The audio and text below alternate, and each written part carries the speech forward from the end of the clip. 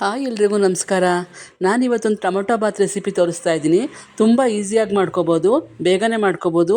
ನಾನು ಮೊದಲಿಗೊಂದು ಕುಕ್ಕರ್ ಇಟ್ಕೊಂಡು ಅದಕ್ಕೆ ಸ್ವಲ್ಪ ಎಣ್ಣೆ, ಒಂದು ಸ್ಪೂನ್ ತುಪ್ಪ ಹಾಕ್ಕೊಂಡು ಮಸಾಲೆ ಐಟಮ್ ಹಾಕಿದ್ದೀನಿ. ಒಂದು ಪಲಾವ್ ಎಲೆ, ಒಂದು ಚಕ್ಕೆ, ಒಂದು ಏಲಕ್ಕಿ, ಒಂದು ಲವಂಗ, ಒಂದು ಅನಾನಸ್ ಮೊಗ್ಗು ಹಾಕಬೇಕು. ಚೆನ್ನಾಗಿ ಫ್ರೈ ಮಾಡಿ ಹಸಿರು ಮೆಣಸಿನ್ಕಾಯಿ, ಈರುಳ್ಳಿ, ಟೊಮೊಟೊ ಹಾಕೊಂಡು ಚೆನ್ನಾಗಿ ಫ್ರೈ ಮಾಡಿ, ಪುದೀನ ಸೊಪ್ಪು, ಸಾಂಬಾರ್ ಸೊಪ್ಪು ಹಾಕೊಂಡು ಫ್ರೈ ಆದಮೇಲೆ ಸ್ವಲ್ಪ ಅರಿಶಿನ ಪುಡಿ ಹಾಕೊಳ್ಳಿ. ಅರಿಶಿನ ಪುಡಿ ಹಾಕೊಂಡ್ಮೇಲೆ ಶುಂಠಿ ಬೆಳ್ಳುಳ್ಳಿ ಪೇಸ್ಟ್ ಹಾಕೊಳ್ಳಿ.